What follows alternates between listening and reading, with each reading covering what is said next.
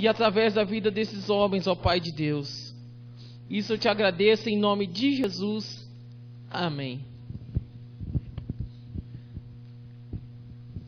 Amém, querido. Você é feliz com Jesus nessa noite? Amém? Feliz mesmo? Nós estamos porque temos certeza que Ele está presente no nosso meio. Não é verdade? Eu quero louvar, agradecer a Deus por essa oportunidade. Eu tenho certeza que esse projeto ele nasceu no coração de Deus. E ainda mais, não só nos reunimos para celebrar a Deus, para termos os cultos que já são frequentes, mas quando o pastor Dalto e Folha nos procurou para falar que nós estaríamos aqui ministrando, ensinando a palavra de Deus, mais do que um culto, uma escola bíblica de verdade, confesso que o meu coração se alegrou demais, porque hoje eu e você temos o privilégio, temos a certeza de que Deus está aqui, de que nós vamos ter um encontro com a palavra dele, e que se você abrir o seu coração para isso, se você tirar de si, talvez todo preconceito, aquilo que você já tem concebido em algumas áreas, com alguns projetos, com algumas manifestações de Deus, eu tenho certeza que a história da sua vida vai ser transformada eternamente. Nós agora, querido, vamos ter um encontro com a palavra de Deus. Nós agora vamos ser confrontados, vamos ministrar a respeito da única coisa que pode transformar a minha e a sua vida. Existe algum psicólogo aqui no nosso meio, não? Eu amo psicologia, eu estudo sobre psicologia, leio bastante, e eu entendo do valor, da preciosidade que existe na psicologia, na psiquiatria. Temos uma estudante aqui, né? Mas eu tenho certeza de que nenhuma psicologia, nenhuma psicanálise, nenhuma psiquiatria, nenhum tratamento tem a profundidade e os resultados que a palavra de Deus pode surtir na minha e na sua vida. Quando nós olhamos para uma psicologia e encontramos pessoas que entendem o que é psicologia bíblica, nós vemos os resultados potencializados de uma forma assim extrema. E hoje, querido, eu quero te desafiar. Se você abrir o seu coração, se você tirar de si toda a venda e entender isso aqui não como uma escola bíblica, não como alguém que vai falar sobre a Bíblia, mas como uma oportunidade de transformação da sua vida, você não sai daqui o mesmo. Não é porque eu vou falar, mas é porque o Espírito Santo de Deus está aqui, Ele habita em você. E é Ele quem nos ensina todas as coisas. Eu vim aqui só te lembrar de algumas coisas, porque quem vai te ensinar é o Espírito Santo de Deus. Você consegue entender isso? Querido, esta é a oportunidade da sua vida. Eu me alegro todas as vezes que eu tenho a oportunidade de louvar, de buscar a Deus, de estar na presença dEle, que são todos os momentos da nossa vida, pois eu tenho certeza de que se eu responder da forma correta às intenções de Deus, ao objetivo de Deus, a minha vida vai ser transformada. Por aquilo que Deus já fez, Ele já fez a parte dEle. Agora cabe a mim e a você. Nós não vamos participar de um culto, nós sempre temos que prestar um culto a Deus. Eu não vim aqui para olhar como que o ministério de louvor vai louvar, se alguém vai errar uma nota ou não, se ele vai desafinar em alguma hora ou não. Eu estou aqui pronto, estou sendo conduzido em adoração para alcançar o coração de Deus. Por isso agora nós estamos aqui e vamos usar da nossa razão, vamos usar do nosso intelecto, vamos estudar a palavra de Deus mediante a revelação do Espírito dele, para que essa mensagem possa surtir efeito em nós e transformar as nossas vidas. Por isso eu quero te convidar nessa hora para abrir o seu coração, para entrarmos mergulharmos literalmente na palavra de Deus, e ela com certeza vai mudar a nossa vida. Quem aceita esse desafio para nós mergulharmos nessa palavra? Amém? Queridos, hoje eu tentei nessa tarde preparar esse material para conversar um pouquinho com vocês, e eu preparei um material, um slide, para tentar deixar da forma mais didática possível sobre essa matéria. Nós vamos falar sobre como que acontece a batalha entre a carne e o espírito. A Bíblia diz de que eu e você travamos uma batalha constante em todos os momentos, todas as suas atitudes, tudo aquilo que nós fazemos, nós enfrentamos uma batalha. Para você chegar aqui, você teve que tomar diversas decisões, você teve que tomar diversos posicionamentos para se apresentar aqui, para chegar diante de Deus. E essa dificuldade às vezes que nós enfrentamos, essa luta às vezes que nós não conseguimos distinguir e perceber, é essa luta entre a carne e o espírito. Eu sempre uso como exemplo que talvez para você assistir um filme, o sono não bate tanto, não é verdade? Se nós chamarmos os jovens aqui 2 horas da manhã, vamos assistir um filme, todo mundo se anima, talvez você também, quando alguém te convida, vamos, se anima, ou para fazer algo que você gosta, e você realmente vai e o sono não te toma. Na verdade, o cansaço desaparece. Mas se eu convidar vocês 2 horas da manhã, 3 horas, queridos, vamos ler a Bíblia, talvez todo aquele ânimo some. Você estava animado para assistir o filme não roda, o DVD não lê, sei lá, cai o sinal da internet que você ia fazer, aí de repente eu convido você, vamos ler a Bíblia. Aí o cansaço vem, aí você vai lembrar que no outro dia você tem prova, aí você vai lembrar que na outra semana você vai ter que viajar com seu pai, então você precisa começar a já preparar a sua mala, e você não percebe que às vezes a sua carne começa a lutar contra o seu espírito, ela não quer que você se alimente da palavra de Deus, que você se alimente daquilo que Deus tem reservado para você, e nós enfrentamos isso todos os dias. Quer ver para os jovens aqui, quem está mais acostumados ao Facebook? Você não consegue sair. O F5 não sai. Você clica lá no lado, nas opções, quando você vai chegar a sair, aí aparece lá uma notificação. Você não consegue vencer aquilo. Você vai lá e vê. Não, eu vou ler a Bíblia. É naquela hora que vai chover notificação, todo mundo vai te chamar e você não consegue sair dali. Às vezes, quer ver? Agora eu vou apanhar. Pro futebol. Vamos jogar bola, todo mundo está animado, não é verdade? Aí começa a chover. Cadê o ânimo do povo? Vamos ler a Bíblia, irmão? Não, rapaz, vou dormir, né? Amanhã vou acordar cedo para trabalhar, mas se fosse para jogar bola, ele teria ânimo. Para assistir o jogo do Corinthians, meu Deus. Todo mundo se anima, né? Queridos, eu ouvi uma frase, não me recordo de quem, da onde, acho que foi do pastor Getúlio. Ele disse assim que quando ele estava assistindo um dos jogos do Corinthians, ele com a graça de Deus não gosta de futebol, quase igual eu não jogo, porque eu sou muito ruim, né? Eu sou igual o Kiko, quando a minha bola quadrada chegar, aí eu vou conseguir. Eu não consigo jogar bola, eu não sei jogar bola, então eu não sofro muito desse mal. Sou palmeirense, com a graça de Deus, né? Mas isso não faz com que eu perca nada a respeito de Deus. Né? Meu irmão, pastor André, ele ministra uma aula também, olha como Deus é bom, na quarta-feira, dia de jogo, e ele nunca consegue chegar sem perder o primeiro tempo, né? E eu imagino a luta que é aquilo ali para você conseguir chegar lá e vencer, e graças a Deus ele vence, e ele termina a aula na hora certa. Eu fico imaginando, os corintianos, isso é uma glória, isso é uma vitória sem tamanho, né? Né? Porque a gente tem essas manias, às vezes nós não percebemos de forma sutis, de que a nossa carne vai conseguindo nos vencer e tirar de nós a nossa prioridade, aquilo que realmente é importante, né? Eu sempre digo o seguinte, que ninguém aqui tropeça em uma parede, né? As coisas grandes, talvez para mim e para você, já não nos atraem mais. Talvez o adultério não vai te tocar, a mentira de uma forma descabida não vai mais te tocar, mas as pequenas coisas vão te derrubar. Porque você tropeça numa pequena pedra, em coisas pequenas. E é isso que eu quero tratar com você. Nós vamos entender um pouquinho mais sobre o homem. Essa matéria é uma pequena parte. Nós não temos como tratar sobre muitos assuntos, mas vamos estudar um pouquinho dessa matéria, sobre essa carne, essa luta entre a carne e o espírito, que se apresenta para quem já estudou, quem tem interesse. Você vai entender um pouquinho mais sobre a antropologia num sentido bíblico, para você entender o homem, entender como que as coisas acontecem, como que é essa luta dentro de você. E você também estuda um pouquinho nisso sobre paracletologia. Que nome esquisito é esse, né? Paráclito na Bíblia é aquele que é o consolador. Então, paracletologia dentro da teologia é o estudo sobre o Espírito Santo, como que ele se manifesta sobre isso. Então, é uma parte sobre esses dois estudos que eu tentei unir para trazer de uma forma bem didática para nós aprendermos hoje e discernirmos algumas áreas das quais eu e você precisamos vencer, precisamos caminhar, e é sobre isso que nós vamos tratar, ok? Podemos continuar? É um tema interessante, dá para a gente continuar com ele? Amém? Quem está comigo? Amém. Então vamos lá. Pode soltar para mim um pouquinho. Antes de nós entendermos um pouco sobre como que isso acontece, nós precisamos nos conhecer.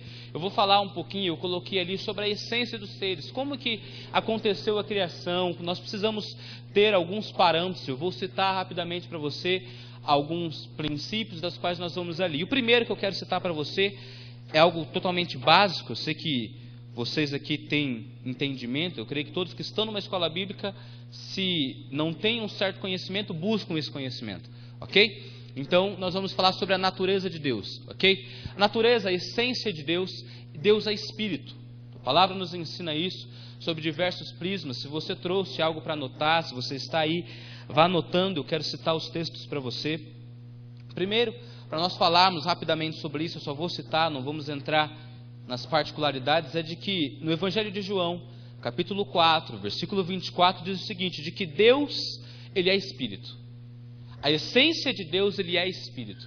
Eu sempre trabalho o sentido, eu quero hoje expressar para você, de que Deus, quando nós falamos sobre Deus, estamos unindo a pessoa de Deus, como o Pai, no Antigo Testamento, o ancião de dias. Agora tratamos sobre a pessoa do Filho e a pessoa do Espírito Santo. Então ambos estão, Deus, Ele é Espírito. Eu quero tratar Deus, quero que você entenda como essa palavra Deus no sentido de divindade. Muitas pessoas usam o termo trindade. Eu particularmente, a linha talvez teológica contemporânea não aceita muito bem esse termo trindade, por trazer uma ideia de três. Ok? Nós somos três em um. A essência de Deus ela é de uma forma mas essencialmente em um só. Então, tanto a Bíblia, nós vamos trabalhar aqui um pouquinho, eu trouxe alguns textos para você, aonde a própria Bíblia apresenta o termo divindade. Eu quero então que você entenda essa expressão Deus como divindade, não como trindade. É uma questão apenas de nome, nomenclatura, mas que livra você de muitos erros, de muitas dificuldades às vezes, para tornar isso didático, muito compreensível, ok? Esse termo trindade, ele veio a partir do século III, quando tentou-se explicar um pouquinho sobre a Bíblia, né? Tentou-se trazer de uma forma didática, mas eu quero mostrar para você a essência disso, tá bom? Deixa eu abrir um texto aqui para você. Quantos estão anotando, estão com alguma coisa? Eu sempre digo o seguinte, de que você precisa entender que riscar a Bíblia não é pecado, tá bom? Então faça suas anotações, isso não tem nada de errado. Você precisa para estudar, para buscar a Deus, você às vezes precisa entender isso, tá bom? E eu trouxe aqui um texto. Se você trouxe a sua Bíblia, espero que todos, né? Se não trouxe, senta do lado de um crente aí. Livro de Atos, capítulo 17, versículo 29. Vou fazer a leitura para você, para nós adiantarmos um pouco. Sendo nós, pois, geração de Deus, não havemos de cuidar que a divindade seja semelhante a ouro, a prata ou a pedra esculpida por artifício ou imaginação dos homens. Ou seja, esse texto está trazendo que a referência de Deus, ou seja, a expressão, a imagem de Deus, o próprio apóstolo Paulo se refere como a divindade, como algo sendo unido, não como a trindade, sim divindade. Se você anotar um outro texto, Romanos capítulo 1, versículo 20, diz o seguinte: porque as suas coisas invisíveis, desde a criação do mundo, tanto o seu eterno poder, como a sua divindade, se estendem e claramente se veem pelas coisas que estão criadas, para que por elas fiques inexcusáveis. E o último, e o texto mais forte quando se ensina sobre esse princípio, é o texto de Colossenses capítulo 2, no versículo 9. Porque nele habita corporalmente toda a plenitude da divindade, ok? Na pessoa de Jesus Cristo, no corpo de Jesus Cristo, e vai estar, consumação dos séculos, presente toda a divindade, porque o Pai se unirá ao Filho juntamente com o Espírito na vida eterna a qual teremos, ok? Então a expressão divindade, ela vem trazer a essência, a ordem de Deus, como sendo algo completo e total. Amém? Então Deus, Ele é Espírito e Ele possui 3 almas. Ok. Isso aqui é chique, né, irmãos? Isso aqui, tá pensando o quê? Tem que ligar? Não funciona.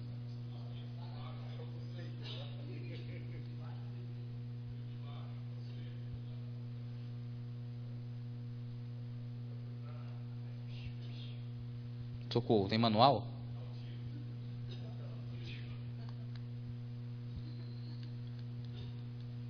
Ah, aqui é uma luzinha. Pois é, irmãos. Muito complicado esse negócio, calma aí. Vamos no manual? É igual o português, né? Ele usa a calculadora, mas tem sempre a caneta aqui para tirar a dúvida, né? Tecnologia é assim, se não der alguma coisa.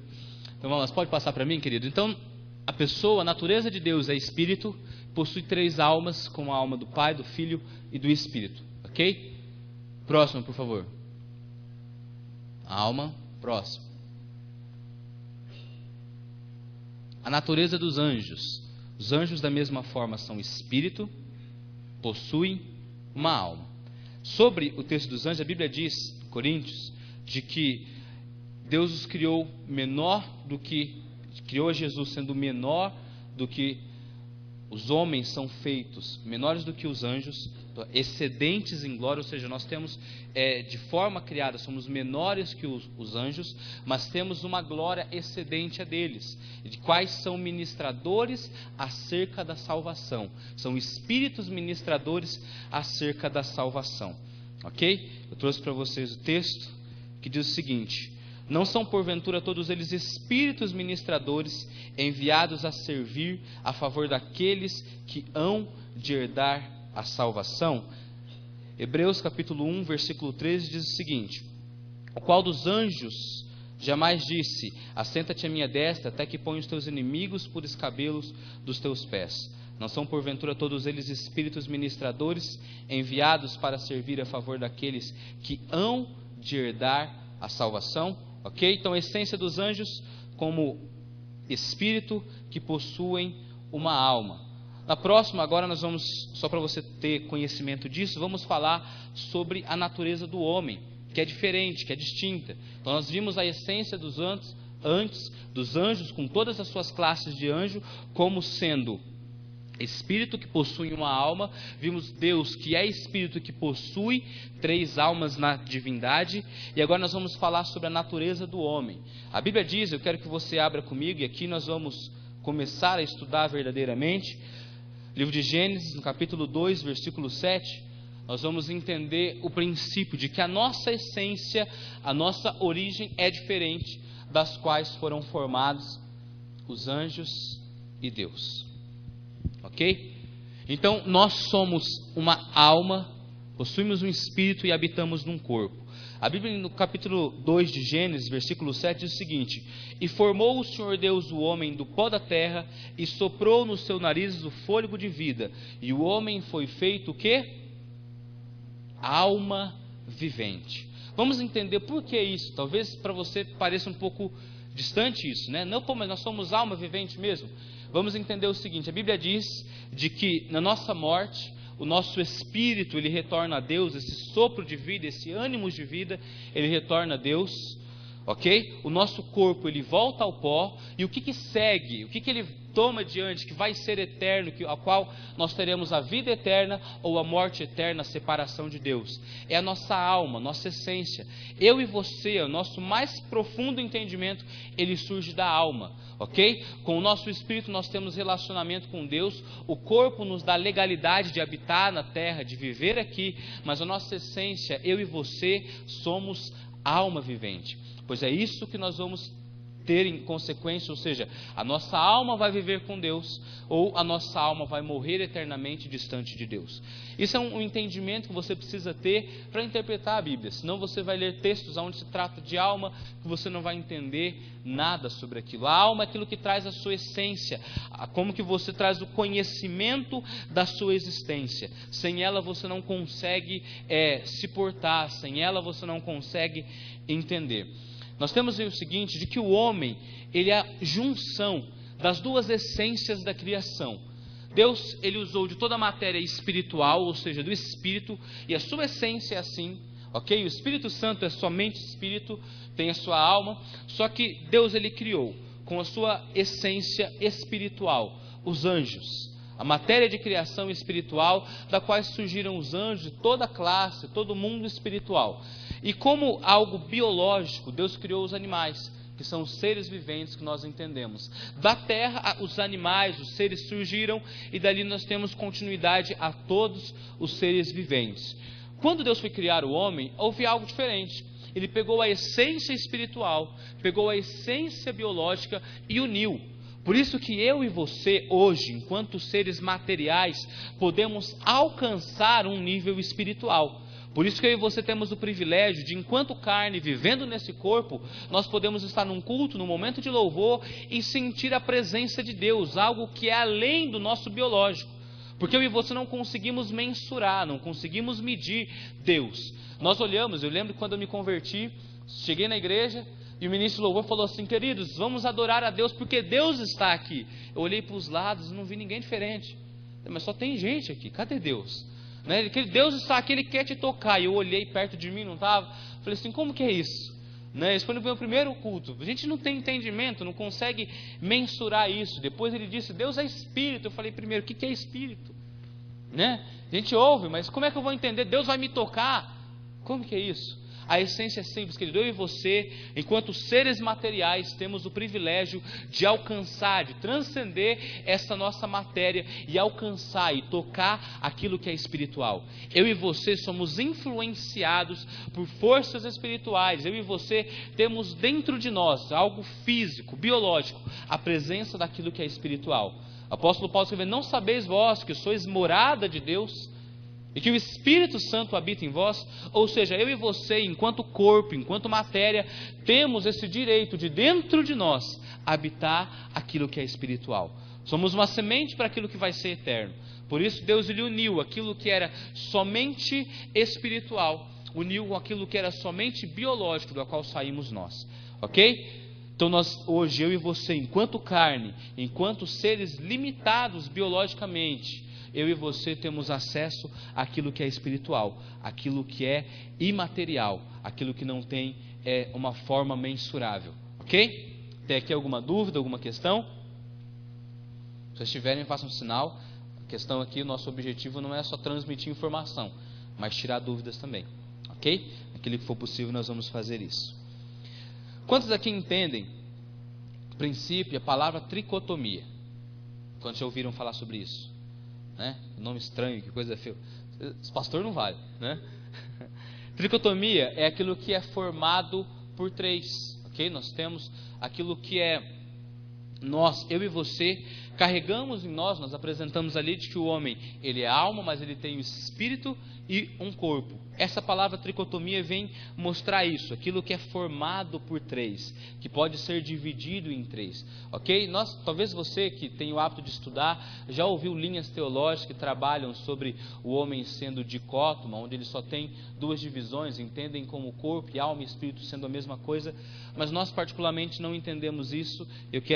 A Bíblia também não dá muita ênfase a isso, e só um texto que é o mais direto, que é o mais claro, que eu quero passar para você, que é 1 Tessalonicenses, capítulo 5, versículo 23, o apóstolo Paulo não se preocupa em explicar para nós ou não, ele apresenta um fato e nós vamos se virar para entender aquilo, ok? Então quero ler para você e diz o seguinte: e o mesmo Deus de paz vos santifique em tudo, e todo o vosso espírito e alma e corpo sejam plenamente conservados irrepreensíveis para a vinda do Senhor Jesus Cristo. Mais uma vez, e o mesmo Deus de paz vos santifique em tudo, em vosso espírito e alma e corpo. Tranquilo? Então só para dividir, para você entender, e aqui nós vamos começar a tratar um pouquinho sobre isso. O espírito, a alma e o corpo. Entre o espírito e a alma, nós temos algo muito importante que nós vamos tratar um pouquinho logo a seguir. Nós temos ali entre o espírito e a alma o coração do homem. Coração não entendido como um músculo, como algo que bate, que bombeia o sangue para nós, mas como aquilo onde você pode armazenar e se relacionar com Deus. O Antigo Testamento, quando trata sobre coração, ele não traz o sentido apenas de um músculo, mas como algo que pode te ligar a Deus, que o seu coração se ligue a Deus. O salmista Davi diz o seguinte: eu guardei a tua palavra no meu coração, para não pecar contra ti. Queridos, não tem como guardar a palavra no coração, abrir e colocar uma Bíblia lá. É possível? Não, nós não vamos viver, ok? O coração, quando a Bíblia trata, é sobre aquilo que traz para você uma consciência entre Deus, é aquilo que pode te ligar, que pode trazer algo, um entendimento sobre quem é Deus e como você deve se portar a Ele, ok? Por isso que fica nessa ligação entre o espírito e a alma. O apóstolo Paulo, escrevendo a Romanos, diz o seguinte, que eu e você temos que oferecer um culto racional a Deus. Isso é que Deus espera de mim e de você. Ou seja, a adoração não é algo simplesmente irracional, que eu chego aqui, levanto as minhas mãos, pulo, choro, grito, faço o que for necessário para adorar a Deus. Não, tem que ter, não estou dizendo que você não pode fazer isso, porque se você me conhecer sabe que eu faço tudo isso mais um pouco, né? Mas de que aquilo tem que ter um sentido, não é algo simplesmente espaço, solto. Não, você precisa entender o porquê que você faz, ok? Talvez numa próxima oportunidade nós falamos sobre isso, sobre posicionamento, sobre por que você deve ter alguns posicionamentos em meio à adoração, em meio à busca de Deus.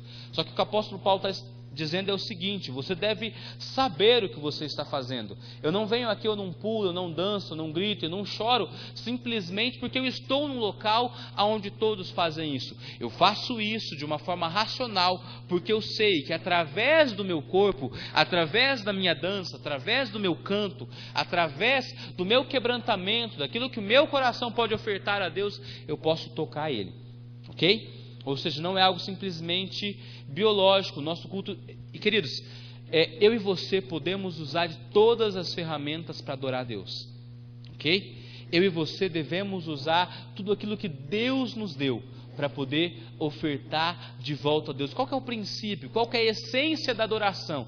É aquilo que eu consigo ofertar a Deus novamente, na certeza de que foi Ele que me deu isso. Como é isso? Eu e você só podemos cantar porque Deus nos concede vida.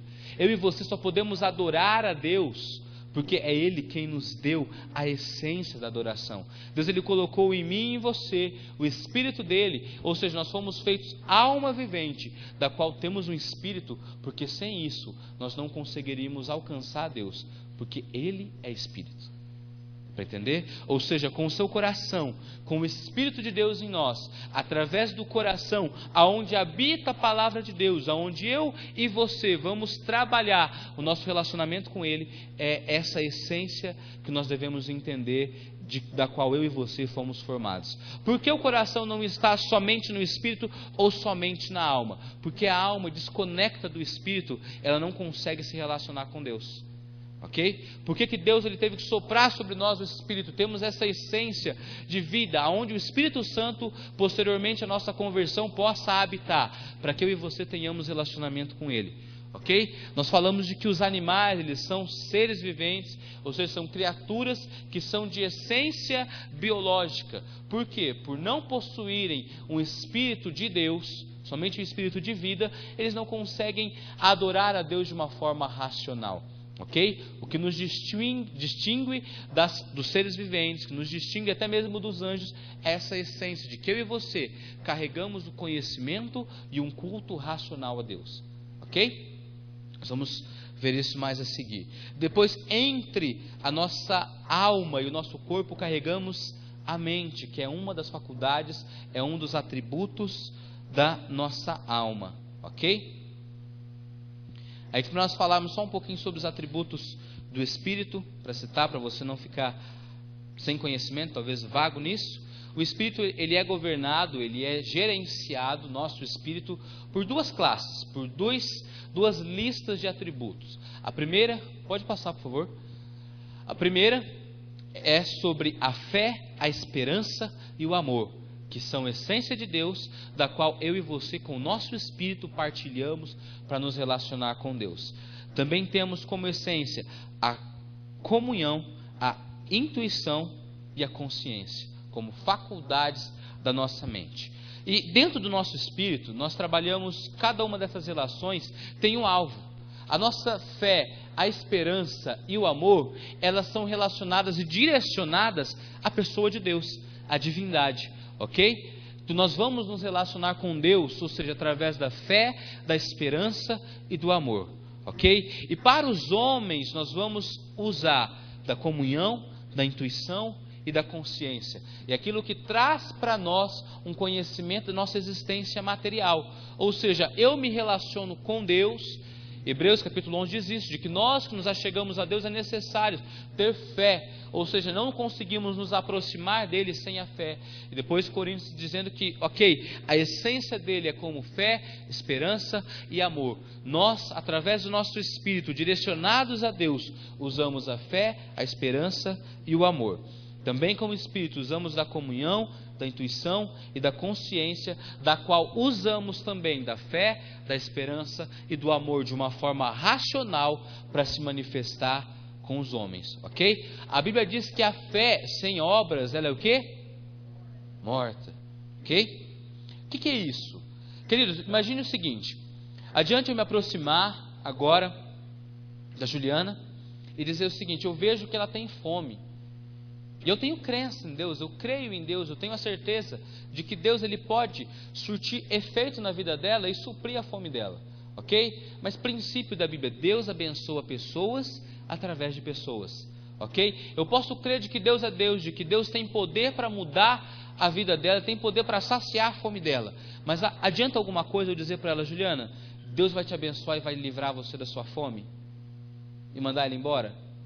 Ok, eu tenho fé de que Deus pode fazer isso, mas se eu não transformar a minha fé em algo prático, não tem valor nenhum.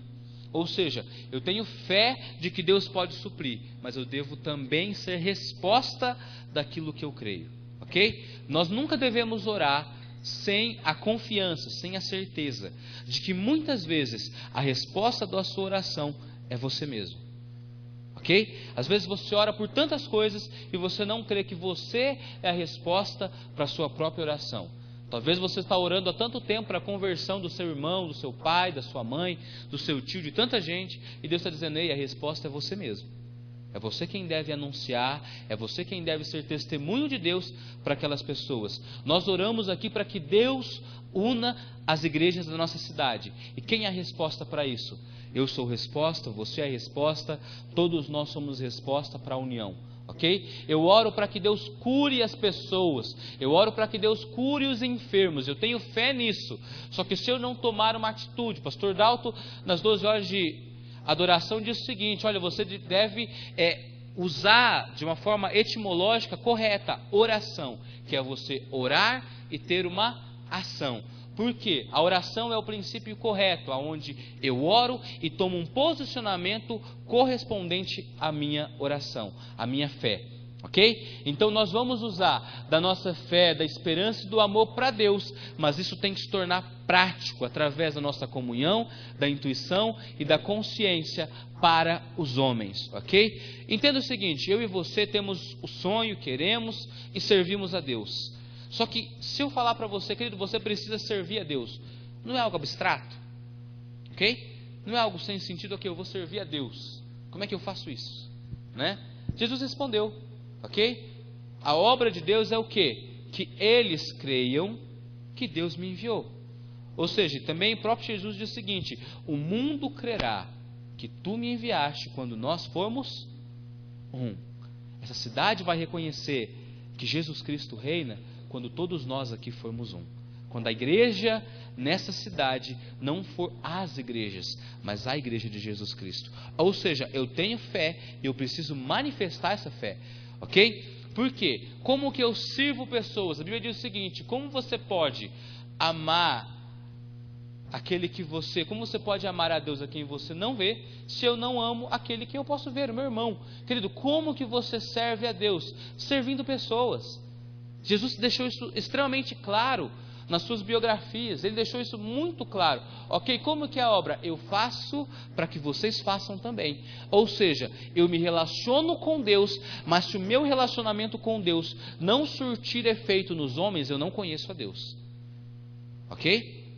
Ou seja, nossa fé, o meu e o seu cristianismo não pode ser teórico. Porque é muito bonito eu falar, eu creio, Deus fala comigo, eu conheço a Deus, e as pessoas não conseguirem perceber isso.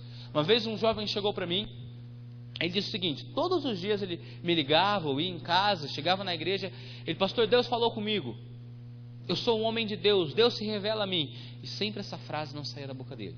Deus falou comigo, Deus falou comigo, Deus falou comigo, eu sou um homem de Deus, Deus me escolheu, Deus me levantou. Só que ele falava tanto isso que ninguém ficava mais do lado dele. E eu cheguei para ele e falei assim: querido, posso te falar uma coisa? Deus fala tanto com você, mas a gente ainda pode te aconselhar, né? A gente pode dar algum conselho para você? Ele: não, tá bom, fala. Eu falei assim: olha, a Bíblia diz, o próprio Senhor Jesus ensinou, você nunca vai ver Jesus dizendo: eu sou o Filho de Deus, Deus falou comigo, eu sou a resposta de Deus para todos vocês. Não, não, não. Ele falou assim: se eu testemunhar de mim, o meu testemunho não é verdadeiro, mas eu tenho aquele que testemunha de mim. Você falar que você é homem de Deus, você falar que Deus fala com você, isso não vale nada. Deus não leva isso a sério. Quem tem que perceber que você é de Deus são os homens. As pessoas têm que olhar para você, olhar para a Pâmela e falar assim: existe algo diferente nela. Ela é uma mulher de Deus. As palavras que ela direciona a mim são palavras de Deus. Quando ela está próximo de mim, eu consigo sentir a presença de Deus. É isso que é uma fé genuína. Ou seja, eu creio e eu ajo. O apóstolo Paulo também escrevendo diz o seguinte: se eu me gloriar em mim mesmo, a minha glória é vã. Ou seja, glorie-se, o apóstolo Isaías dizendo: glorie-se nisso, em conhecer a Deus e a sua vontade. Querido, não adianta você falar, isso é papo furado, isso é conversa. Se você está num lugar e você precisa dizer que você é o líder, saia dali, você não é o líder. Um rei não precisa dizer que é rei, ok? Um pastor não precisa se dizer pastor, ok? Meu nome não é pastor Danilo, meu nome é Danilo, ok? E Deus me separou para um pastorado. Só que, não, eu sou pastor, me respeita. Se você tiver algum dia que falar isso, meu irmão, tem algo de errado com você, ok? Porque a liderança são as pessoas reconhecerem isso em você.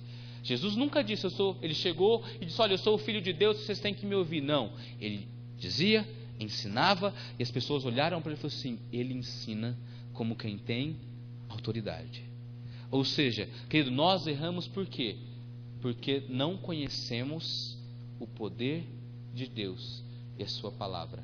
Ambos separados, primeiro, não existem e não funcionam. Tem gente que diz: se você conhecer a palavra de Deus e não conhecer o poder de Deus, não entende nada. Querido, se alguém conhecer a palavra de Deus, é impossível não conhecer o poder de Deus. É impossível você conhecer o poder de Deus e não conhecer a sua palavra. São um, ok? Então nós, enquanto homem, através do Espírito que nos liga a Deus, ou seja, a fé, a esperança e o amor, direcionamos a Deus para os homens através da comunhão, intuição e consciência, ok? Dúvidas até aqui? Não. Se tiverem, por favor, ok? A nossa alma, ok? Próximo, por favor. Os atributos da alma. Na alma nós temos a nossa faculdade, a mente, a vontade e a emoção, ok? São os atributos da nossa alma, aquilo que rege a nossa alma. E aqui eu trouxe para você ali a estrutura da tentação. Pode seguir, por favor. Enquanto Jesus estava na terra, viveu no nosso meio, conosco, fisicamente, o diabo, ele trouxe a tentação sobre ele, tentou derrubar a pessoa do Senhor Jesus. Só que o desafio que houve para Jesus não é o mesmo que nós. Porque Jesus, enquanto estava aqui em carne, ele sendo Deus, não teve por usurpação ser igual a Deus, mas a si mesmo se esvaziou, assumindo a forma de servo, ok? Ele estava na forma de homem. E o desafio de Jesus era, na forma de homem, não usar da sua essência divina. Na tentação, o que ele disse? Olha, se tu és o Filho de Deus, perguntando, não tinha certeza até então, diga a esta pedra que se transforma em pão. Ou seja, use daquilo que você tem, use da sua divindade. Se você é o Filho de Deus, atira-te daqui abaixo, porque os anjos vão pular, os anjos vão te segurar. Ou seja, tentando usar da essência divina de Jesus para que ele então caísse. Todas as tentações, todas as formas que o diabo tentou usar para tirar Jesus do seu foco, da mesma forma na cruz: se tu és o Filho de Deus, desce daí.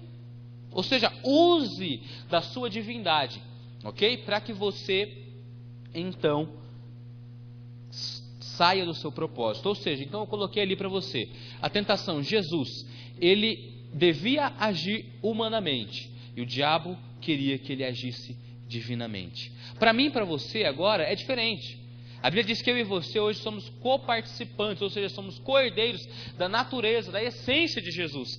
E a Bíblia diz o seguinte, que eu e você não estamos mais debaixo da lei. Por isso o pecado já não tem mais domínio sobre nós, pois estamos debaixo da graça. A Bíblia diz que eu e você hoje somos participantes da natureza divina de Cristo.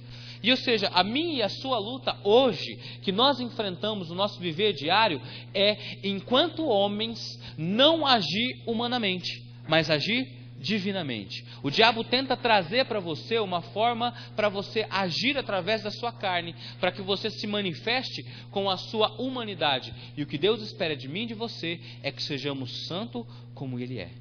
Ok? E que daqui eu quero falar uma coisa para você, que por onde eu vou, eu tenho que dizer isso, porque a gente ouve muito isso, né? De que eu e você não conseguimos viver sem pecado. Ok? Aí nós usamos um texto erroneamente, dizendo o seguinte, mas aquele que disse que não tem pecado já pecou porque mentiu. Queridos, você precisa ler o contexto da carta, não use esse texto separadamente, você vai cair num erro gigantesco. Ok? Porque imagine o seguinte, se eu e você não conseguimos nos desligar do pecado, a obra de Jesus não vale nada, e eu e você estamos vivendo aqui dentro, perdendo tempo. Porque eu não consigo viver sem pecar. O que eu estou fazendo dentro da igreja? Eu estou me lavando com a palavra de Deus para quê? Ok? Se nós somos nova criatura, e toda a Bíblia diz, o apóstolo Paulo escrevendo, que o pecado não tem mais domínio sobre nós. E aí eu venho para você e digo o seguinte, é impossível viver sem pecado. Rasga a Bíblia. Vamos embora. Estou fazendo o que aqui dentro? Se eu não consigo viver sem Ele. Ok? E o contexto diz o seguinte, aquele que anda na luz, ou seja, se você estiver na luz, Ele é suficiente, ou seja, a obra da cruz é suficientemente poderosa para te limpar, para te perdoar de todo pecado. Querido, todo em português é todo, em inglês é todo, em aramaico é todo, em hebraico é todo, em alemão é todo. Ou seja, eu e você podemos viver sem pecado. É fácil? Não é. Nós vamos trabalhar o porquê e como é possível viver sem esse pecado. Ok? Porque se eu e você não objetivarmos isso, não tivermos isso como foco, nós não vamos viver de forma alguma a essência do Evangelho de Deus. Ok? Porque se eu e você temos viver como Ele foi tentado em tudo e nenhuma forma pecou, depois, da mesma forma, Eli era sujeito às mesmas paixões, mas ele orou e desceu fogo. Enoque decidiu, vou andar com Deus, e conseguiu. Por que eu e você não conseguiríamos? Não é verdade? Queridos, nós fomos melhores do que todo aquele povo. Elias tinha uma porção do Espírito. Enoque da mesma forma. Eu e você hoje somos templo, morada do Espírito. Somos cheios, transbordamos do Espírito. E se nós andamos no Espírito, não atenderemos aos desejos da nossa carne. E depois de tudo isso que eu disse, agora nós vamos começar a falar um pouquinho sobre essa batalha entre a carne e o Espírito. Ok? O tempo vai voando, né, gente? É uma coisa. Vamos lá. Agora eu e você precisamos entender o seguinte. Quero que você anote. Judas, capítulo 1, versículo 10, diz o seguinte: estes, porém, quanto a tudo o que não entendem, difamam, e quanto a tudo o que compreendem por instinto natural, como brutos. Note esse texto, depois quando você chegar na sua casa você vai ler. Mas a carta de Judas, ele está tratando sobre falsos líderes. Todo mundo só olha para a batalha, né, que houve entre Miguel e diabo para contender pelo corpo. E nós erramos tudo. Você perde totalmente o foco. Todo mundo só olha para aquilo. Esquece da essência. Ok? Está falando sobre liderança, sobre o povo que se afasta de Deus.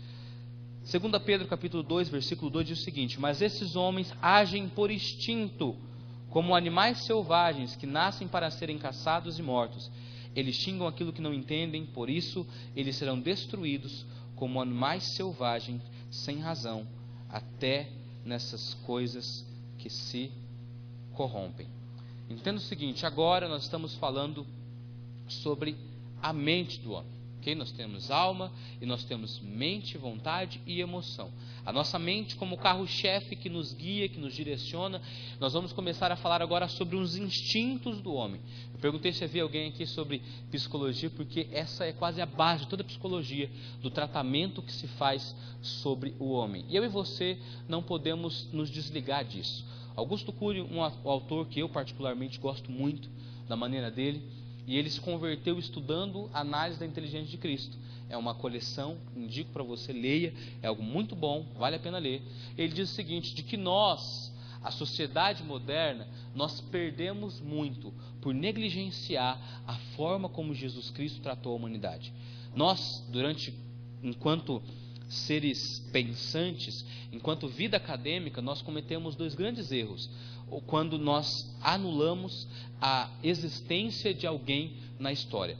Por duas formas. Ou você banaliza a sua existência, ou seja, você não dá valor nenhum, ou você supervaloriza e o eleva a um patamar quase que inatingível, um pensamento inalcançável. E nós cometemos o segundo erro. Nós elevamos a Jesus Cristo de tal forma que pensamos que aquilo que ele explicou não era compreensível a nós. A nossa sociedade perdeu muito, não só todos os princípios econômicos, princípios sociais, princípios de educação, princípios psicológicos, nós perdemos por não analisar aquilo que a Bíblia diz e os ensinos de Jesus Cristo. Ok? Então nós vamos tratar um pouquinho sobre isso. Primeiro nós temos ali dos instintos. Nós temos a alimentação, a reprodução, comunhão, aquisição, domínio e autoproteção. Como características disso, nós temos na alimentação comida, bebida, reprodução na área sexual, comunhão na área social e cultural, ok? Cultural, exato. Aquisição na área da economia, domínio da liderança e na autoproteção da segurança. Se você separar qualquer uma das suas atitudes, qualquer uma das decisões que você deve tomar na vida, elas vão se enquadrar em algum desses instintos. Tudo aquilo que você enfrenta na sua vida vai se enquadrar nesses instintos. Por quê? Nós tomamos posicionamentos mediante as nossas necessidades, ok? E esses instintos vêm trabalhar isso. Ou seja, Deus os implantou em nós para que nós possamos gerenciar, enquanto nosso corpo, as nossas necessidades, enquanto espírito, enquanto relacionamento, as nossas necessidades. Ok? Ou seja, isso aqui está presente não somente em nós que somos cristãos. A presença do Espírito, ou seja, o relacionamento a Deus, só existe em nós que hoje conhecemos a Deus. Eles têm o fôlego de vida e que é usado a terminologia correta, não se usa espírito daqueles que não se converteram, e sim sopro, que é a essência de vida, o ânimo de vida. A partir do momento que você se converte, o Espírito Santo passa a habitar, o seu espírito ele é agora que estava adormecido, ele revive e você passa a ter relacionamento com Deus, ok? Ou seja, só que isso aqui nós estamos falando não só para aqueles que habitam dentro da igreja, ok? Para aqueles que já conhecem a Jesus, mas toda a humanidade está sujeita a esses instintos e aquelas necessidades, ok? Isso aqui não é fruto do Espírito, isso aqui não é fruto da carne, ou seja, é uma essência que todos nós temos, que nós temos que gerenciar isso, todos têm. O que nós vamos trabalhar logo em seguida, de onde eu quero chegar com você, é o seguinte: se eles não estiverem alinhados, se a nossa alma, onde os instintos estão unidos, não estiverem sobre a direção do Espírito e através do nosso coração com a palavra de Deus, é onde essa descompensação, esse descompasso vai gerar em mim e em você as obras da carne ou o fruto do Espírito. Ou seja, repita comigo, diga: quando os meus instintos não estão submissos ao Espírito de Deus, as obras da carne tomam lugar na minha vida. Todas as áreas de erro, todas as áreas nas quais eu e você somos suscetíveis à falha, estão presentes quando algum destes instintos, ou no caso todos, estão descompensados e não estão debaixo do domínio do Espírito Santo. Ok? Pode tentar separar qualquer pecado que você quiser, ele vai estar ligado a alguma dessas áreas. Ok? Por que nós vemos um mundo tão desordeiro, encontramos uma sociedade tão caótica? Porque nós vemos os instintos desregulados. insubmissos à vontade de Deus. Ok? Vamos seguir um pouquinho? E aqui nós temos o seguinte. Eu quero tratar com você, você que trouxe sua Bíblia, carta do apóstolo Paulo aos Gálatas, capítulo 5, versículo 19. Nós vamos falar um pouquinho sobre os frutos da carne, as obras da carne, aquilo que a carne gera em nós. Nós vamos separar em grupos isso, ok? Agora você precisa abrir sua Bíblia e é a hora de você rabiscar, ou se você está anotando, fazer isso, tá bom? Gálatas capítulo 5, versículo 19, aonde o apóstolo ele revela para nós quais são as obras da carne, ok? Eu quero mostrar para você como é um pensamento até simples, como se liga aos instintos que nós temos, ok? Quem já achou? Bem? Tem alguém perdido aí, não? Não achou ainda? Ajuda ele, irmão, acha para ele.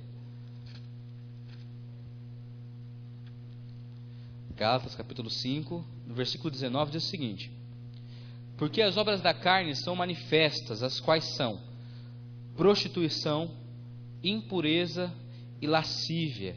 Eu quero que isso você marque, separe, você que está anotando, como um grupo A, ok? São classes dessas obras as quais nós vamos trabalhar.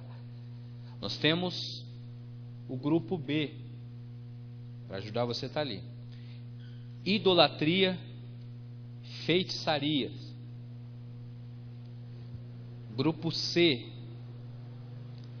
inimizades, porfias, emulações, iras, pelejas, disenções e heresias.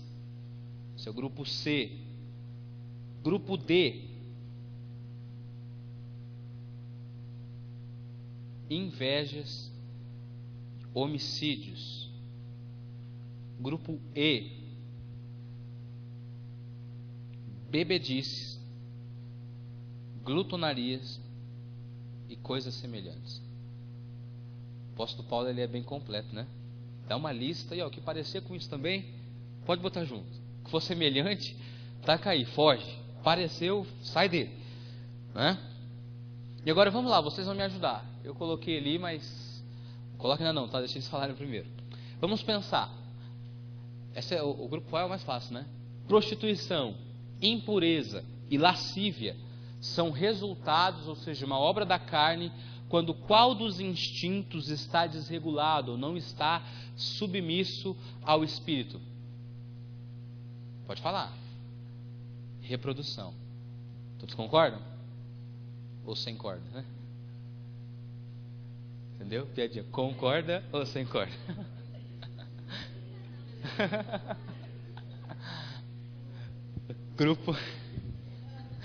Grupo B: idolatria e feitiçaria. Qual que vocês acham que se enquadra ali? Domínio? Também. Por que a gente pode ligar o grupo B, idolatria, feitiçaria, né, ao domínio? Por quê? Talvez quando você se converter, quando já fez lá um feitiço, um trabalho, um despacho, sei lá, para dominar fulano, né? Até mesmo na área sexual, quem já não fez as catimbinhas, as macumba lá para alcançar, né? Eu brinco que tem uma macumba gospel, né? A Bíblia diz que é onde você colocar a planta do seu pé, aquilo é teu. A gente chegou e estava o povo pisando nas irmãs, nos irmãos. O que foi? Onde eu pisar é meu. Agora é minha irmã. Sai para lá. Né? Então, somente cabe no domínio, mas cabe mais algum grupo. O que vocês acham? Pode falar, gente, vocês não tem que acertar. Autoproteção também? Pode ser? Ok?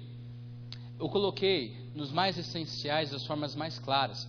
Vocês vão perceber que eles não são, eles vão se repetir, eles se aplicam as mesmas a vários instintos. Alguns é necessário uma cooperação, até os instintos trabalham juntos às vezes, né, para nos derrubar, e ali então alguns deles vão se repetir. Pode seguir, por favor, irmão. Então, o grupo B, nós podemos ligar a comunhão, tem um risquinho vermelho ali, né? Isso é teste, irmão, para ver se vocês estão com fé. A comunhão, próximo. A aquisição, né? Quem já não fez um feitiço para ter o carro, né? A gente cai nesse erro absurdo. Depois, grupo C. Inimizades, porfias, emulações, iras, pelejas, dissensões, heresias. Em qual grupo nós podemos direcionar o grupo C? O que vocês acham? Comunhão? Só comunhão? Autoproteção? Você briga às vezes para se proteger, para tirar de algo. Você pode criar inimizades, porfias, iras, pelejas, dissensões para você dominar algo. Você quer dominar, você não tem uma resposta positiva àquilo, então você começa a se rebelar, começa a criar intrigas para que você consiga chegar a uma posição de domínio. Porque isso é um problema, eu oro para que isso não aconteça em nós, né? O pastor Dal também sabe disso. Se tem um povo que cai nesse lugar aqui, é pastor. Sai do meu lugar, né? O púlpito é meu, né? Daí você começa a inventar história, começa a criar um monte de coisa, para quê? Para que você continue sendo o dominador. Porque sabe uma coisa que eu digo às vezes, quando nós trabalhamos sobre liderança, eu falo isso: todo império cai. Não há um império eterno, a não ser o reino de Deus. Todo império cai, todo imperador cai. A maior prova disso, eu sempre digo, é Alexandre o Grande. 33 anos, o mundo aos seus pés, mas morre sem deixar nenhum legado, com uma derrota. Por quê? Porque todos os imperadores, principalmente os romanos, olham para si e não se veem mais como homens. Institui uma estátua: a partir de agora eu sou Deus, e o meu domínio ninguém toma, não é? O reino foi formado, o império foi formado embaixo de uma dissensão, embaixo de uma ira, de uma peleja, e é onde nós vimos se dissolver um império gigantesco por nada. Um homem totalmente altivo que não conseguiu gerar um legado e levantar uma pessoa ao qual pudesse dar sequência àquilo. Tito e Vespasiano, depois, os generais que cercaram Jerusalém no ano 70, que destruíram o templo, destruíram toda a cidade. Sabe o que fazia deles diferentes? General Tito, enquanto com o seu exército, ele nunca parou de treinar nenhum dos seus soldados. Quando eles chegavam a um certo patamar, não é igual. Tem algum policial militar aqui? Não? Conhece? Às vezes, eu digo às vezes, qual que é o erro de um povo? Porque às vezes nós encontramos um policial desse tamanho, né? Aí o menino corre, quero ver quem pega, porque o cara desse tamanho consegue correr. Às vezes porque você treina e faz todo um preparo para entrar na academia, depois você não continua, não é? Talvez esse é o nosso mal. Nós às vezes crescemos, alcançamos algo e depois não damos continuidade, nos acomodamos em qualquer área da vida, e você não dá continuidade naquilo. Esse general entendeu, por isso seu exército foi o mais forte de todo o império. Nunca perdeu uma batalha, a não ser quando perdeu sua definitiva, que ele morreu, porque ele nunca permitiu que um dos seus soldados parasse de treinar. Todos os dias ele tinha que ter um treino e manter um nível. Para ele, uma derrota era o final de tudo, ele nunca aceitou. Okay? Então às vezes nós vemos isso aí e nós pensamos que podemos parar. Não, nós enquanto líderes, você enquanto cristão, nunca se acomode. O que você alcançou de Deus até hoje é só o início, Deus tem muito mais. Okay? Não cometa o mesmo erro deles, vamos aprender com eles, tá bom? E para isso, você não precisa ter esse problema. Esse grupo eu ligo também a comunhão pelo seguinte: eu sempre digo o seguinte, chega a ser hilário, né? Quem tem filhos aqui sabe disso. Não tem filhos que sabem pedir melhor? Tem. Tem filho que pede e tem filho que sabe pedir, né? Tem filho que, né? Imagina o seguinte: você é pai, aí chega o seu filho: pô pai, o senhor não me ama nada não, todos os meus amiguinhos estão na bicicleta, todos eles tá chegando as férias agora, todos eles vão lá para a Disney, eu não vou, porque o senhor não me ama, o senhor não quer me dar nada. O pai vai olhar, né? Moleque, né? Já pro seu quarto, sei lá o que vai fazer, né? Aí chega um outro filho, né? Carinha doce, olha para ele, fala assim: então pai, né? Eu terminei os estudos, olha, eu estou de férias, pai. Pai, e todos os meus amiguinhos, eles têm uma bicicleta, eles vão brincar na rua todos os dias. Pai, você já imaginou como que eu ficaria se eu não tivesse uma bicicleta para brincar com os meus amiguinhos? Papai, mas se o senhor tiver condições, né, se puder, você pode me dar uma bicicleta, papai? Ele vai olhar assim, o coração do pai quebrou na hora, né? Vai olhar e falar assim, meu Deus, é meu filho, ele merece, não é verdade? Sabe pedir, né? E dentro da igreja é assim, não parece que tem irmãos que é xodózinho de Deus? A gente ora um mês, o cara vai lá, faz uma oração e Deus abre as portas do céu, né? Nem abre as portas, arranca o chão, cai tudo nele, né? Tem pessoas que sabem pedir, irmãos, e tem filhos que são assim. E sabe aonde começa o problema? E às vezes aquele irmão que não sabe pedir, ou que não consegue se relacionar bem com o pai, tem inveja disso. Ele começa a criticar, começa a tentar tirar essa ligação do filho com o pai. Dentro das igrejas, na comunhão, não só com Deus, mas no âmbito social, isso também acontece.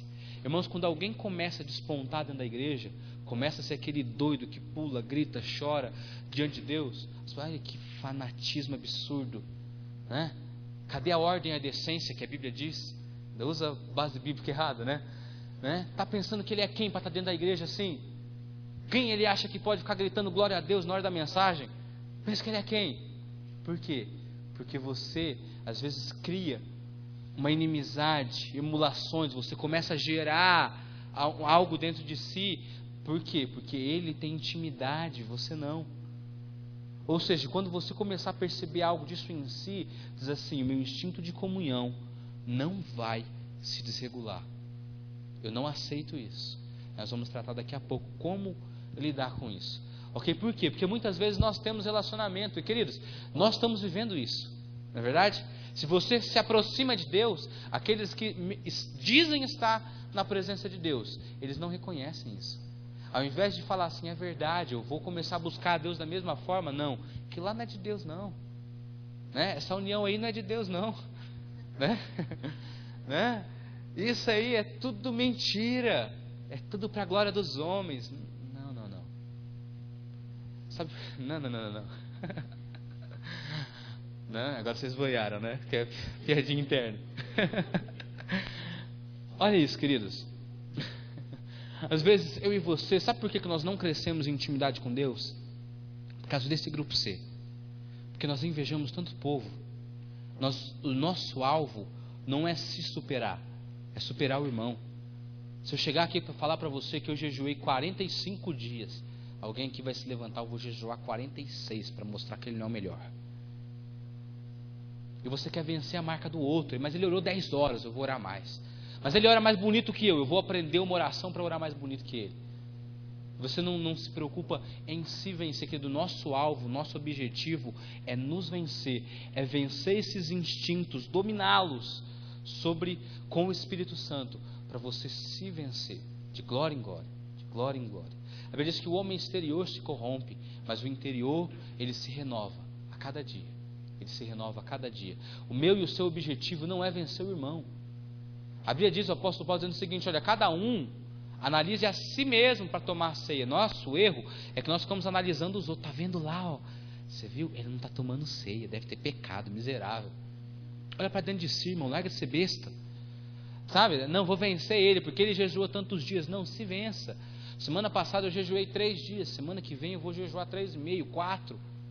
Eu orei 2 horas, fulano ora 5, não tem problema, eu orei 3, eu quero orar 3,5, eu quero orar 4. Seu objetivo não é vencer o outro. Irmão, nós somos muito invejosos, meu Deus. Sabe, eu digo sempre o seguinte, tem dentro das igrejas, está todo mundo dizendo que Jesus liberta, tem um monte de pastor subindo no púlpito dizendo, Jesus te liberta, irmão. Se o Filho te libertar, verdadeiramente sereis livres, mas quem está subindo ali é tudo opresso. Não conhece a liberdade que há em Cristo. Sabe, eu digo isso, né? Tem gente que não aceita, mas para mim é assim, o sistema religioso, e o cristianismo está dentro disso, não vai suportar nem mais 2 décadas, se for muito, porque é uma podridão, é um negócio horrível, Nós perdemos a essência. O apóstolo Paulo escrevendo o seguinte: olha, eu oro para que vocês não percam a simplicidade que há em Cristo, com o engano que a serpente enganou a Eva. Nós estamos perdendo a simplicidade. Às vezes nós damos lugar para isso, para esse grupo. Por quê? Porque nós perdemos a simplicidade com Deus. Nós pensamos que oração tem que ser bonita aqui em cima. Querido, se você quer ser usado por Deus diante das pessoas, Deus precisa ser usado no seu particular. Nós pensamos que vida com Deus é aqui. Se você chora, se você grita, se você não consegue ficar a sós na presença de Deus e ser tão intenso ou mais do que você é aqui, você não entendeu o que é cristianismo ainda.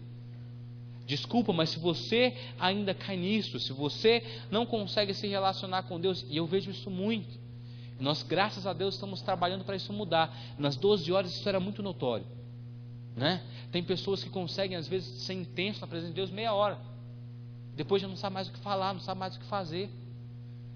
E, queridos, nós estamos na presença de Deus, adoramos e buscamos a Deus, não é no momento de culto, é nossa vida. Se você não consegue cultivar isso, se você não consegue buscar isso em Deus, você não está entendendo o que é cristianismo. Desculpe a sinceridade, mas eu acho que você ainda não se converteu. Que você precisa conhecer Jesus, verdadeiramente. Quem, às vezes, teve uma senhora na Mendes para onde? Lá atrás, né? Ela me achou louco, porque quando eu vinha a pé para a igreja, todos os dias eu foninho de ouvido, caminhando, né? Felizinho da vida. E às vezes eu sei que Deus está comigo. E eu começava a chorar às vezes, né? Ela olhava assim com a cara de dó, tipo, né? Deve pensar, largou ele, né? Traiu ele, sei lá o que deve pensar. E todas as vezes, e era impressionante porque era sempre no mesmo lugar, porque subia menos assim e dava de cara com ela. Então não tinha como prever. Então ela estava sempre sentada ali. E aí subia assim, às vezes eu estava chorando. Ela me olhava com a cara assim de piedade, tadinho, tão novo. E aí e eu tenho essa mania, às vezes eu prego para mim mesmo, né? Essa tarde eu passei falando disso para mim, né? E às vezes eu estou lá caminhando e ela olhava lá, e às vezes mesmo falando, né? Estou orando, e às vezes, irmão, Deus está ali, você chora, você grita, você faz qualquer coisa, né? E ela olhou um dia assim, inconformada, né? Depois de várias vezes, me chamou, falou assim: tá tudo bem com você? Todo dia eu te vejo assim, o que foi? Né? Sua vida deve estar. Eu falei: não, minha vida não está uma desgraça, minha vida está uma graça pura, né? Que eu estou com Deus, Deus está aqui.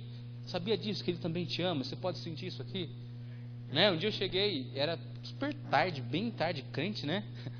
Crente, irmão, se não está em vigília, se não está junto, falando de Bíblia, de madrugada, tem algo errado, vigia, né? E aí nós estávamos um dia, crentaiada, toda reunida, né? De um monte de gente, acabou o gelo do tereré, acabou o refrigerante, vamos buscar, vamos. Aí fomos naquela conveniência lá perto do Cristo, que não fecha, né? É portinha do Hades ali, né? Às vezes você chega lá, você vê cada coisa. Daí eu cheguei, eu e mais, não lembro quem, né? Ninguém trabalha lá não, né? Imagina, eu sou o dono, irmão, pô, né? Daí cheguei lá e eu olhei para uma moça e quando alguém me trata mal, eu trato bem, né? Mas não pode ser assim não, professor, essa é Bíblia, irmão, né? Comigo não tem essa, falou, levou. Não é assim. Silêncio é sua resposta às vezes, e quando você tem que falar uma frase, só abra a boca quando as suas palavras forem melhor que o seu silêncio. Tem hora que você tem que ficar calado, quando você tem que falar, fala o que presta, né? E a mulher me olhou com a cara assim meio feia, uma caixa, era uma jovem, eu passando as coisas ali, né? Daí eu parei e falei assim: moça, alguém já te disse que Jesus te ama hoje? Ela começou a gritar, tá louca. Não fale isso pra mim não. Eu falei: meu Deus, o senhor que mandou, o senhor pode resolver agora, né? Aguenta a bucha, o senhor que falou, pô. Não, eu gritar, chorar. Eu falei: meu Deus do céu, e agora? Tinha alguém comigo, a pessoa olhou assim, né? O que você falou pra ela? Você é doido? Eu falei: irmão, Deus mandou, já tem que falar, né? Ela parou: não fala isso. Eu falei assim: mas por que, meu Deus? Eu falei: olha, é verdade, tá bom? Ele te ama mesmo. É verdade, não precisa ter medo, não. Né? Aí depois ela contou rapidamente, eu saí, né? Tinha fila, tal. O povo começou a me olhar com cara de bravo, né? Tipo, que absurdo. Né? Que esse cara, só faltou os caras me grudar, né? Você não sai daqui agora não. Fala, moça, o que ele falou? Né? Eu saí dali, ela falou assim, ela provavelmente desviada, não dei muita conversa, né? Pela situação, ela tá trabalhando também, imagina, né? Fazer a mulher perder o emprego, porque Jesus te ama, né? E então eu falei super rapidinho com ela, e ela, pelo jeito, era uma desviada, estava buscando, tipo, Deus não me ama, Deus não quer nada, não sei o quê, né? E eu falei, Jesus amado, né? Vamos sair daqui, né? Peguei meus refrigerantezinhos lá, embaixo do braço, fui-me embora, falei, agora é contigo, Espírito Santo, você vira aí, né? Eu lancei, quem convence é o Senhor mesmo, então faz aí, né? Mas irmão, nós vivemos na presença de Deus em todos os tempos, em toda hora, e se nós deixamos dar lugar a isso aqui, nós não conhecemos a Deus. Se você tem inveja porque alguém aparece mais no púlpito do que você ainda não conhece a Deus. Sabe por quê? Porque ministério não é uma corrida. É uma corrida, Paulo diz, né? Na heresia, Paulo falou que é uma corrida, mas é você. É você vai alcançar o prêmio. Não é com os outros não. Você não vai. Ministério, irmão, não é uma competição. Ministério é um chamado individual que Deus deu para você. Não se preocupa que no reino de Deus tem um lugar para todo mundo. Tá bom? Então deixe ira, inimizade, porfia, emulação, deixa para lá. Você quer unir, você está fazendo isso errado, para de fazer errado, vá fazer o certo, né? Deu exemplo, não fica falando, ok? Vamos ver qual grupo aí, né? O que eu falei para você? Grupo C, nós podemos ligar na comunhão, domínio, também autoproteção, aquisição. Às vezes você quer algo, começa a brigar com o povo porque quer aquilo.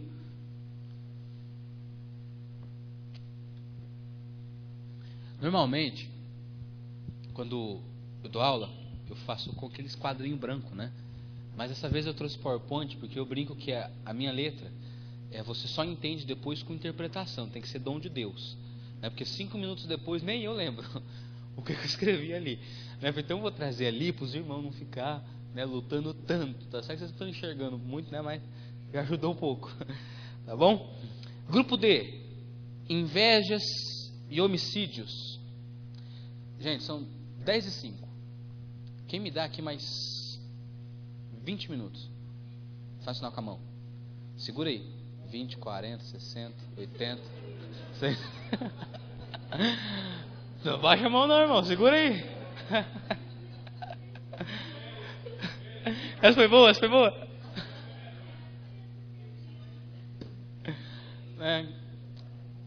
Deixa eu bater agora, né? Isso é pra mim também.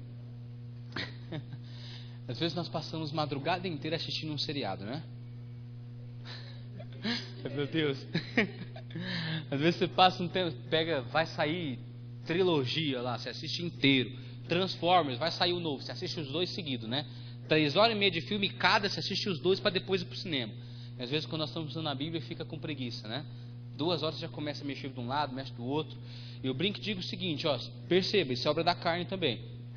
Agora eu vou apanhar. Quando está pregando, está ensinando, não é dos corintianos não. Quando está pregando, está na hora do culto, o pastor passou 15 minutinhos da mensagem, todo começa a abrir a boca, começa a querer beber água, vai no banheiro, nunca vi, irmão. Você passa o dia inteiro dentro de um carro, às vezes não vai no banheiro e não bebe água, né? Chega no culto, você começa a fazer isso. Eu vou seguir a orientação do Luiz Hermínio, fazer que nem granja, colocar um canudinho assim, quando desce, você levanta o biquinho, bebe ali e fica ouvindo, né? E às vezes, nós saímos disso aqui. O que acontece com os crentes? Fica tudo inquieto na hora da mensagem. Acaba o culto, é 2 horas. O pastor sabe que tem que estar apagando a luz, né? Então, irmãos, vamos embora. Porque fica tudo conversando na porta da igreja, fica tudo conversando aqui dentro, né? Na hora de ir pro lanche, 2 horas para resolver. Por que não consegue ficar sentado ouvindo a palavra de Deus? Não é verdade? Vou apanhar não? Continua me amando? Depois do culto? Me protege, hein? Qualquer coisa. Invejas e homicídios. Pastor, eu nunca matei ninguém, será? Né? Todo mundo diz sonhos, projetos, objetivos, você mata até os seus. Tem gente que é assassino de si mesmo, né? Acho que eu não vou conseguir mesmo não, né? Vou começar tal coisa, e rapaz, eu não presto para isso. Acho que não vai dar certo. Querido, eu sempre digo o seguinte: você é o maior e mais importante profeta da sua vida. Se você não acredita em si, pode ter certeza, ninguém vai acreditar. Se você não tem convicção de quem você é, o diabo não vai ter por você, seu pastor não vai ter por você, ninguém vai ter. Se você não sabe quem você é, está perdido, né? Invejas e homicídios. Aonde que dá pra gente encaixar isso aí? Já tem uma colinha ali, mas eu acho que não dá pra vocês verem. Ou dá, né? Já adiantou tudo. Aquisição, autoproteção e domínio. Né? Tem mais um lá em cima, né? Aí depois nós falamos grupo E, bebedices, glutonarias e coisas semelhantes. Aonde a gente pode ligar isso aí? Esse é difícil, hein? Esse é difícil. Será que a gente consegue? Vem, alimentação. Ok, gente, por que isso é importante nós sabermos? Porque às vezes a nossa oração ela é vaga, né? Às vezes as pessoas chegam para mim, pastor, orar por mim? Né? Eu falei, irmão, olha, tem que ser sincero, a gente mente, né? Não vou orar assim todo dia. Não, irmão, eu te digo, vou anotar aqui seu nome, né? E eu vou orar sempre que eu lembrar, tá bom? Tá bom. Porque às vezes você pede oração, você fala que vai orar e não ora, né? A gente esquece, às vezes, né? Tem um papelzinho na minha carteira que tem nome de gente que eu nem imagino quem que é. Né? Isso aqui é uma oração vaga, tipo, Deus abençoa fulano. Como é que é assim, né? Ora, por quê? Às vezes perguntam, irmão, você quer uma oração algo específico? Né? Não precisa ser muito específico, né? Mas dá um rumo aí, né? Ora por tal coisa, né? Às vezes nós perdemos, nossa oração às vezes é vaga.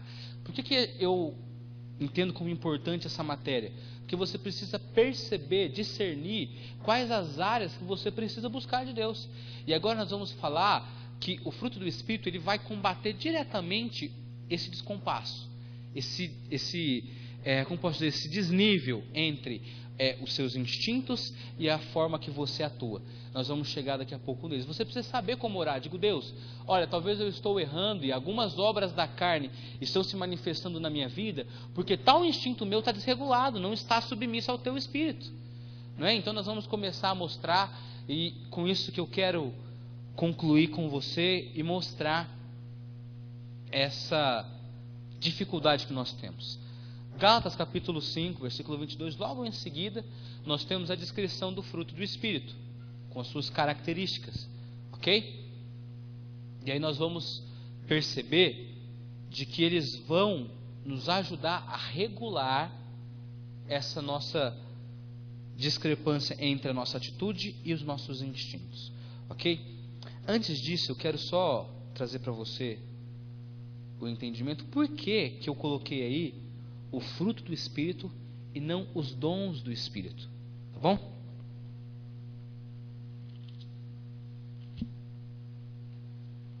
Abra sua Bíblia comigo. Primeira carta do apóstolo Paulo aos Coríntios.